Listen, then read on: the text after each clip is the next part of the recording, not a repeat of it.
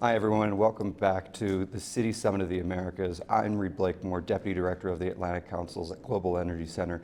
We're here at the summit interviewing mayors from around the hemisphere, talking about what their energy transition and sustainability strategies look like, how they're meeting the challenges of energy justice and climate action, and it's really been a thrilling way to talk to over 200 different mayors here today at the first ever summit. I'm here now with Mayor Amarjeet Sohi, the Mayor of Edmonton, Canada. You're the first Canadian mayor we've had the opportunity to interview here today. Thank you for joining us. Oh, absolutely wonderful, and thank you so much for inviting me.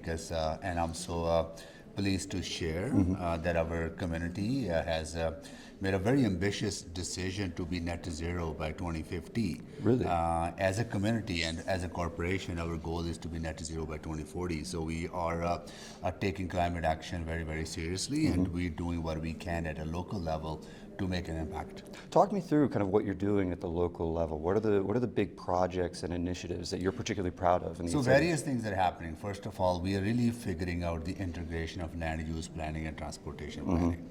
And we are actually building a more compact city. Our city will continue to grow. We're the fastest growing municipality in North America and the youngest. So our target is to be a community of 2 million people by 2060. But half of that population growth will be accommodated within the existing neighborhoods without building new infrastructure.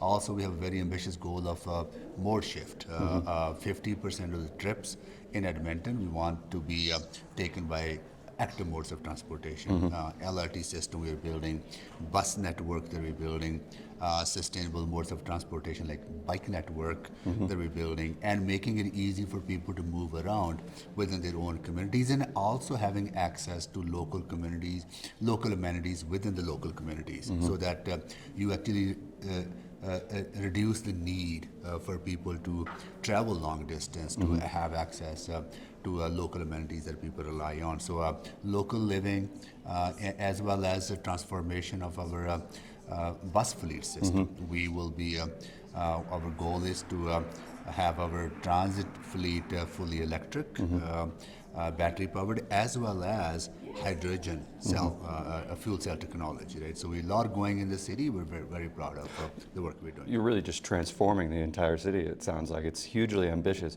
One of the things we were talking about just before we went on air just now is the role that technology and innovation will play in these plans moving forward. I understand it's going to be a big year for you on that space. Do you have any details to share about what that for example, we are testing two hydrogen-fueled buses, because hydrogen has such a huge potential for our region, because we have abundance of natural gas.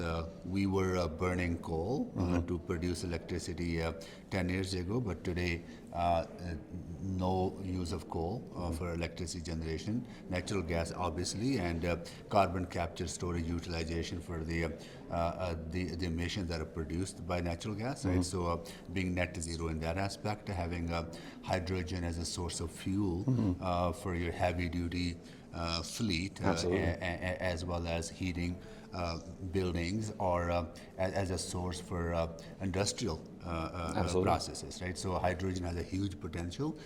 We just launched RFP to building a fueling station for hydrogen, and I'm very proud to tell you that Edmonton is home to North America's first net zero hydrogen production facility.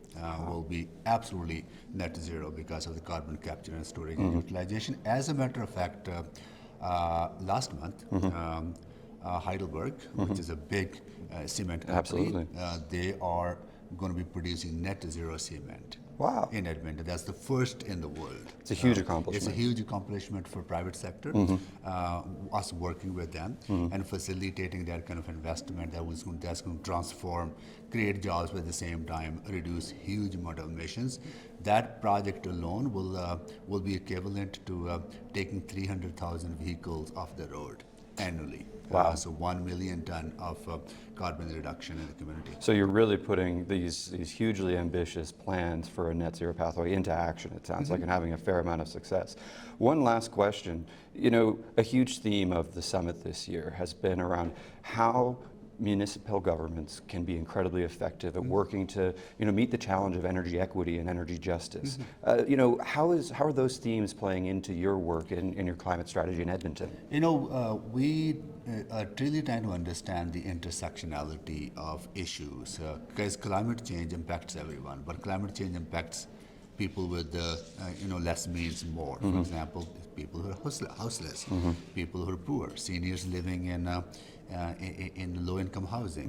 They don't have access to air conditioning now. There we have huge amount of heat waves. There are new phenomena now because of changing climate. So how do you apply that equity lens to understanding the impact of climate change on your population is something that we are learning more and more about. I think having communities come together in this kind of forum, learning from each other and looking at best practices, what other municipalities are doing is very important.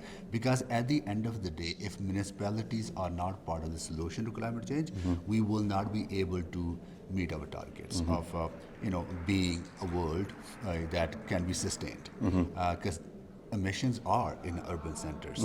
Transportation causes emissions. Buildings that we have cause emissions. How people move around in the city cause emissions. I think all those things are happening in local communities in urban centers, and urban centers needs to be part of the solution, and we are. And the national governments, we see them as partners, and they need to support municipal action at a local level to really make a huge difference in tackling our, saving our planet from the impact of climate change. Well, it certainly sounds like you're putting all the pieces in place to be successful. So thank you so much for joining us today, and wishing you the best of luck in your successful work. Thank you so much. Thank you so much.